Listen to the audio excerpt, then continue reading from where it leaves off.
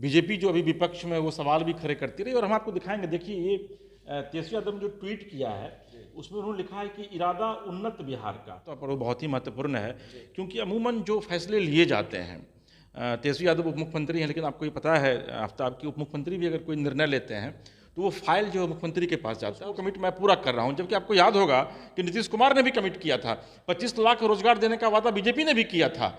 बिहार में सियासी बयार के बीच नौकरियों की बहार आ गई है।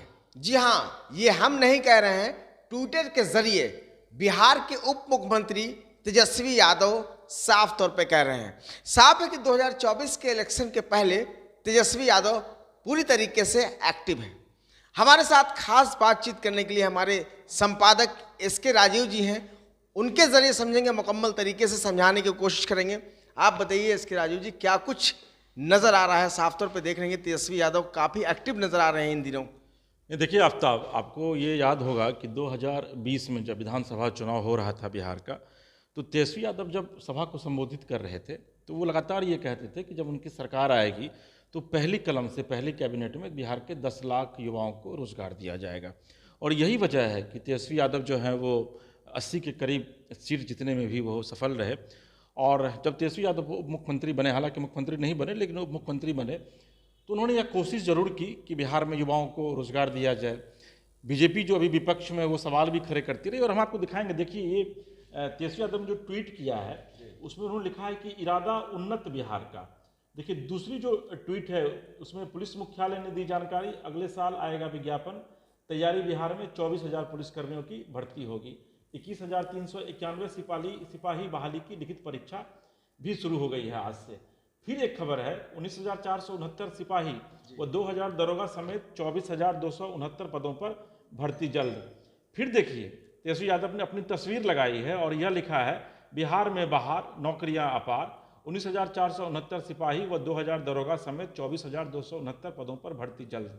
बिहार पुलिस में अगले चरण में 24,269 पुलिसकर्मियों की भर्ती होगी। प्रथम चरण के 21,391 सिपाही बहाली की कल से लिखित परीक्षा है। फिर देखिए एक तस्वीर अपनी लगाते हैं और लिखते हैं the main of commitment Tejashwi Yadav, यानी कि जो कमिट करते हैं तेजस्वी यादव उसको वो पूरा करते हैं।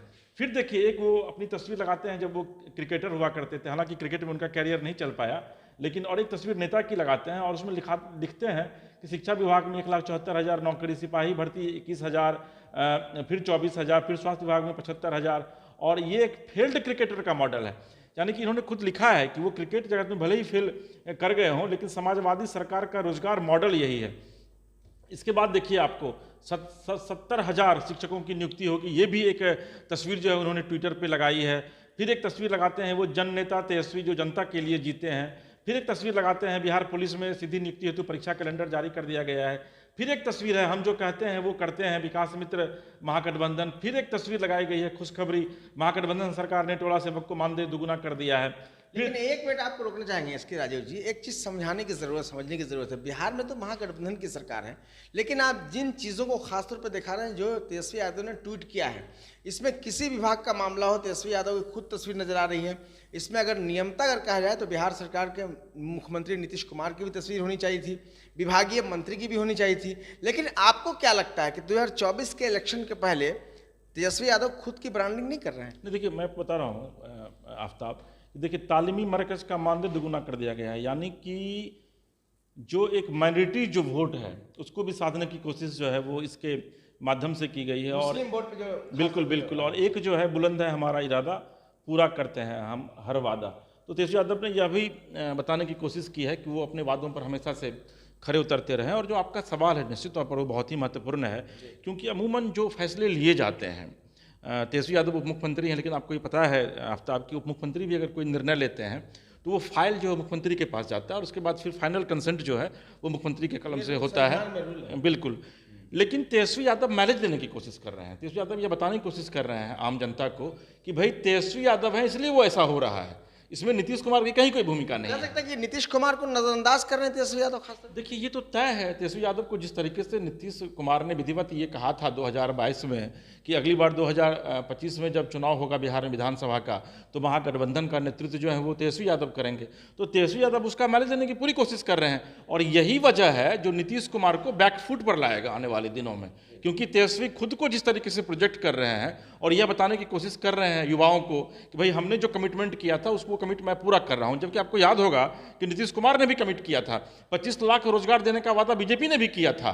तो लेकिन उन चीज़ों को अब नीतीश कुमार नहीं बोल रहे हैं, लेकिन तेजस्वी यादव खुद को प्रोजेक्ट इसलिए कर रहे हैं क्योंकि मामला लोकसभा चुनाव का है, और तेजस्वी यादव को ये पता है कि 2024 के लोकसभा चुनाव में उन्हें कम से कम 15 सीटें अगर उनको मिलती है तो उस 15 में से उन्हें 15 जीतनी है, क्योंकि अगर वो चुनाव जीतते हैं 15 में 15, तो फिर आरजेडी की एक बड़ी भूमिका जो है वो 2025 के बिहार विधानसभा चुनाव में होगी और वो बड़े भाई की भूमिका में आ जाएगी।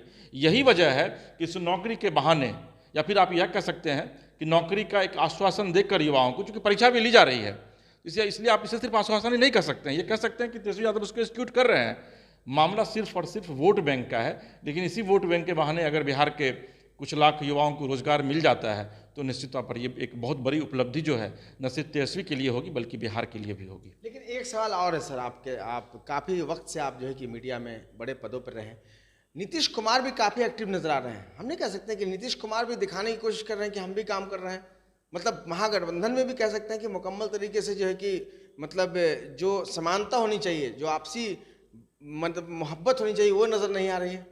देखिए आफ्ताब, ये बहुत ही लंबे डिबेट का विषय है कि वाकई में नीतीश कुमार क्या कर रहे हैं या तेजस्वी यादव क्या कर रहे हैं। लेकिन अभी हम लोग जिस मुद्दों को लेकर के चर्चा कर रहे हैं वो ये है कि तेजस्वी यादव ने जो वादा किया था कि 10 लाख युवाओं को रोजगार देंगे, वो 10 लाख लोगों को रोजगार दें या ना दें, लेकिन रोजगार देने की दिशा में उनका ये बहुत ही सकारात्मक कदम है, और निश्चित तौर पर आने वाले लोकसभा चुनाव में इसका पॉजिटिव रिजल्ट हो सकता है कि तेजस्वी यादव को देखने को मिले। बहुत बहुत शुक्रिया बातचीत करने के लिए। इसके राजीव सर थे हमारे संपादक। उन्होंने साफ तौर पे कहा कि जिस तरीके से नीतीश कुमार को कह सकते हैं कि ट्वीट के जरिए ही नज़रअंदाज खास तौर पर नहीं कर सकते, लेकिन ये ज़रूर है कि तेजस्वी यादव ने जिस तरीके से इलेक्शन के वक्त जो लोगों से वायदा किया था उस पर कहीं ना कहीं खड़े उतरते नजर आ रहे हैं। लेकिन सवाल ये है कि जिस तरीके से ट्वीट करते हैं विभागों के मामले में, नियमतः अगर देखा जाए तो उस ट्वीट में विज्ञापन में खास तौर पर अगर देखें जो अपने ग्रुप में कर रहे हो, उसमें भी बिहार के मुख्यमंत्री नीतीश कुमार की तस्वीर होनी चाहिए थी, विभागीय मंत्री की भी होनी चाहिए थी, वो नहीं है। लेकिन ये ज़रूर है कि कहीं ना कहीं 2024 के इलेक्शन से पहले तेजस्वी यादव अपने आप को समाज के बीच, वोटर के बीच ये मुकम्मल तरीके से साबित करने में लगे हैं कि कहीं ना कहीं अगर मौका मिला तो 2024 में उन्हें अगर अच्छे तरीके से सीट मिलते हैं तो कहीं ना कहीं देश में फ़ायदा ज़रूर पहुंचाएंगे। लेकिन फिलहाल के वक्त में अगर देखें तो कहीं ना कहीं तेजस्वी यादव मुकम्मल तरीके से एक्टिव हैं। सहयोगी विवेक रंजन के साथ आफ्ताब आलम, न्यूज़ बाय स्कोप, पटना।